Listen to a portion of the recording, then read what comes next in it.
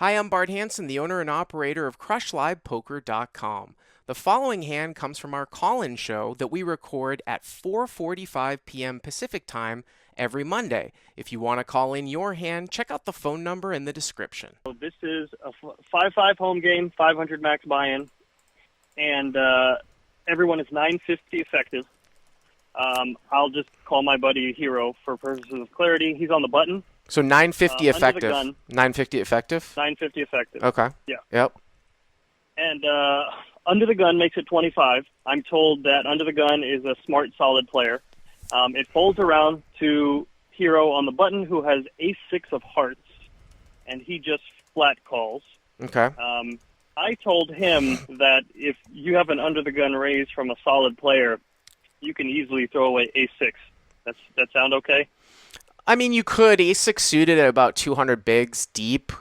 It's a 5x open. I mean, it's probably pretty... I mean, it depends on, it's probably pretty close.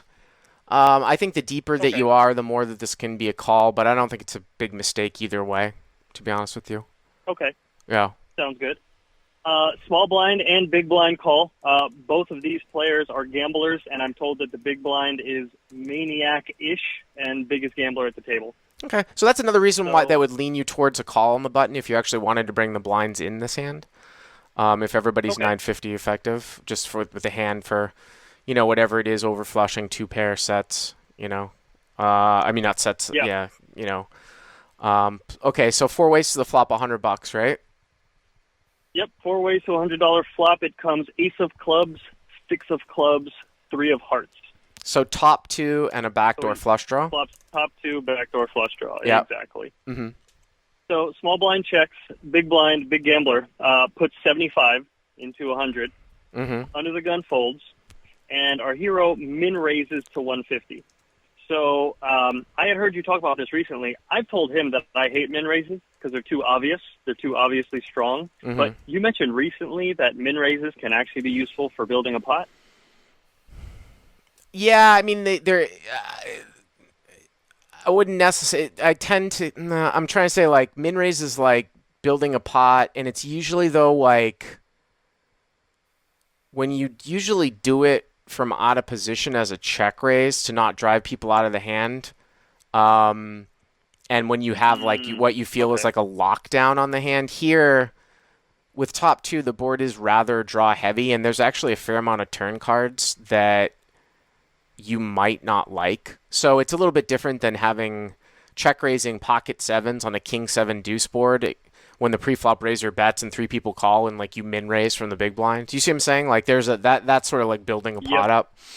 Here I probably wouldn't make it 150, but I don't imagine, if you're saying that the big blind is sort of a gambler, that he's ever really going to have a lead folding range here all that much. If he's betting with an ace, he'll call a raise. If he's betting with a draw, he's going to call a raise. I would probably just make it maybe 200, 225. Raise most of the time, just a little bit larger. Okay, sounds good. Yeah. Yep, then that's why he raised. He just wanted more money, and he knew that Big Blind was going to give him whatever amount he put in and was just trying to, guarantee that. So the small blind folded?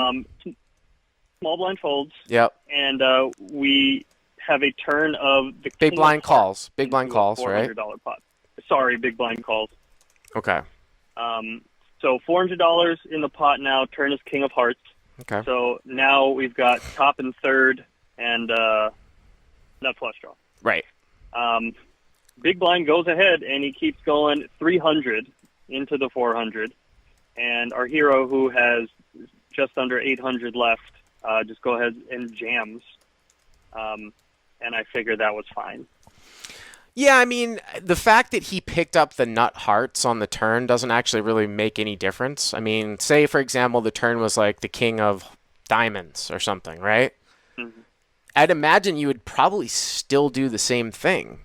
Because when the big blind bets, calls a raise, and then bets again on the turn for almost pot, he's usually playing some sort of protection-ish type of holding, or he has king X of clubs and he's the king high flush draw, and he's just doing it. He's never gonna fold. So again, at this point, I just can't see a hand that he's gonna lead fold with. So whether you have ace six of hearts or not, or whether the king is a backdoor heart or not, yeah, you could just get it in. That's fine. So what ended up happening? He gets called. They decide to run it twice. The first run out is an ace, uh, Right. just to give him Ace is full. solidarity. Yeah. And the second is a blank. Big blind flips over ace king off. Well, that's pretty surprising. So That I mean that's pretty surprising the way that goes down because I mean I guess because of the under the gun raise of 25. I just think that when somebody characterizes sort of like a gambly player, like they're gonna three bet ace king a fair amount, especially in a home game. But his line actually does make that's sense. where I'm with you. His line actually does make sense. Um, that's the only hand that makes a lot of sense. You know what I mean? Like, oh, he bets a flop with ace king, calls, and then now he's going to bet the turn when he flops top two. But obviously, your buddy didn't do anything wrong. Um, yeah. Sure. So I guess the final question would be, how do you play against guys like this? Is this just should he look at this as a cooler? Or is it like, is there anything he could have done, you think, in any way, shape, or form that maybe he doesn't lose all his money? No, not thinking, no, he loses no, all his not money really. every time. No, I mean, like I said, the only Okay. thing that I would have done different is just raise more on the flop.